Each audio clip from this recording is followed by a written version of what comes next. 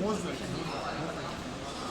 اس چیز کو تو آپ بہتر طور پہ سمجھ سکتے ہیں کہ کیوں پرمیشن نہیں ہے، یہ ٹول کیوں دے رہے ہیں. آپ کو پتا ہے کہ ماضی میں بھی ایسا ہوتا رہا ہے کہ نوٹیفیکیشن کیسا اور اس میں ہم سمجھتے ہیں اسی لیے کیوں کیا جا رہا ہے. تو کیوں اضافہ کیا گیا ہے؟ پورا ملک مہنگائی کے ساتھ ہم بھی مہنگائی. تو مناسب یہ ہے کہ خاصہ پروڈکشن کے مطابق نوٹیفیکیشن کرتے ہیں یا انفلیشن ریٹ کے مطابق ہم اضافہ کرتے ہیں جائز اور قانونی معاملات.